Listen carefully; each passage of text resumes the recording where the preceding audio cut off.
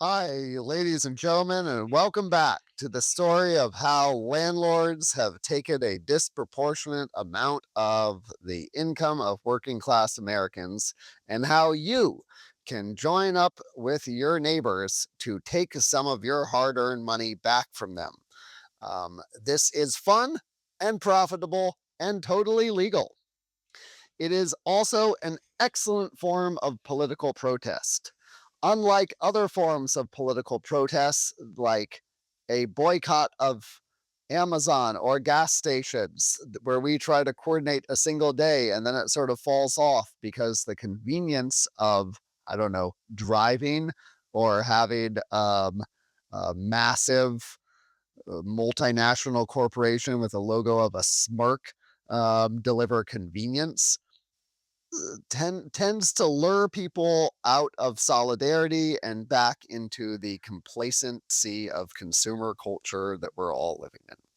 Unlike these forms of protests, a rent strike actually makes your life easier because it decreases the amount of money you have to pay in rent. As many dedicated and casual political observers might recall, there was a brief and glorious candidacy of a gentleman who ran with the rent is too goddamn high party.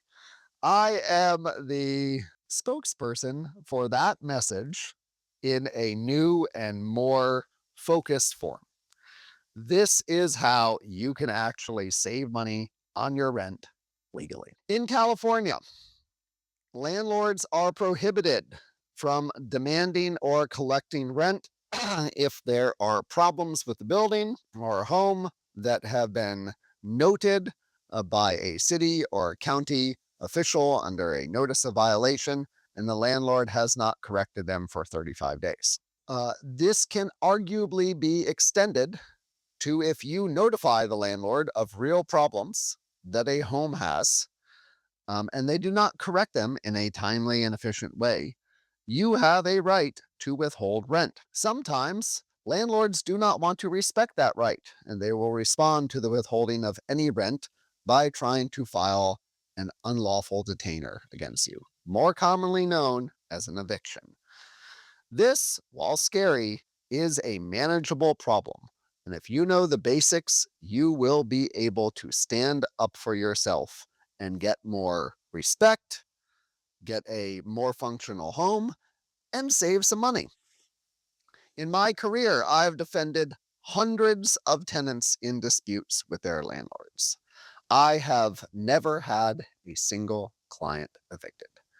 95% or more have wound up saving money. No one has lost money as a result of standing up for their rights. While I would love to say that that record reflects unparalleled brilliance or daring, I think it is more reflective of the simplicity of this approach. To be sure, having a competent and knowledgeable attorney is a pretty key factor and it is a critical part of a defense. However, the process that we've used to defend so many tenants and to help them save money on their rent is relatively simple and easily repeatable, even if you do not have an attorney. Create a clear written record of all the problems in your unit, any issues you've been having, and how your landlord treats you or interacts with you. Don't just spend it, but set it aside into a trust account, a separate account that either you control or your attorney controls, and tell the landlord you want to make a deal with them. That if they do the necessary repairs, commit to following the law, treat you with respect, give you an appropriate rent reduction for the time that any of these problems existed, you'll give them the remainder of the rent and resume paying a fair amount of rent. Now, a sensible landlord will uh, engage with that conversation. Hopefully, you can reach fair settlement that will work for both parties and resume a normal landlord tenant relationship where you get treated with respect and your rights are preserved. Now, I want to be clear I am not demonizing all landlords at all. In fact, some of my best friends are landlords. What I am saying is the system has been corrupted, where in many cases, shelter homes are houses, apartments. They are treated as investments first and homes second. And the point I want to really emphasize is it does not have to be that way. We as a society can demand that we invest in human beings having a safe and functional place to live. And if we do that, if we demand that everyone has that, well, not for free, they need to work at it, but they have the right to a reasonable home for a fair rent, we can create that future. And this is the mechanism. Some landlords have a duplex, live in one unit, rent the other. They take care of it. They know their tenants personally. They invest time and money in showing that they care about them as people and are committed to doing repairs. And if you have a landlord like that who treats you with respect and takes care of the property and follows the law, value that. Probably don't start shit with them unless they change.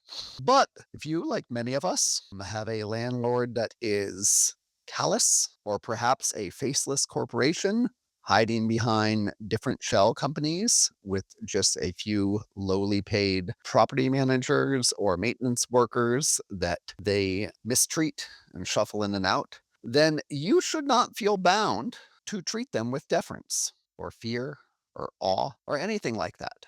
Instead, you can demand that they treat you with more dignity and respect. Create a written record of the repair requests that you are making. If your landlord does not respond to those, if they do not grant you a fair rent reduction, then withhold all your rent. Set it aside.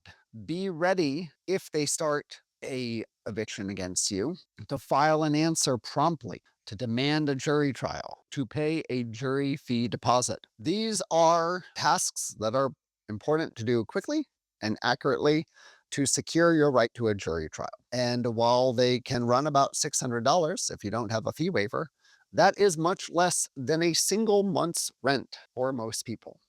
And here's where it gets really, really interesting. Most court systems are overwhelmed. And because we have a right to a jury trial, if a landlord is unwilling to talk and dialogue with you in some sort of direct communication or court encouraged mediation, if they want to try to push forward their perspective by force, they need to go through a jury. And in the vast majority of cases, this is an insurmountable obstacle for landlords. They generally cannot get jury verdicts in their favor. This is not surprising.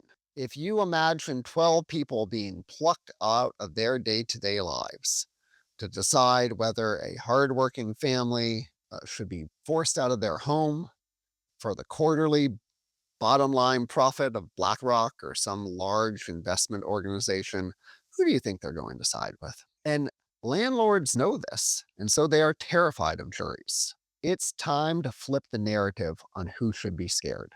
Do not be scared of your landlord. Make them be scared of you. Demand a jury trial.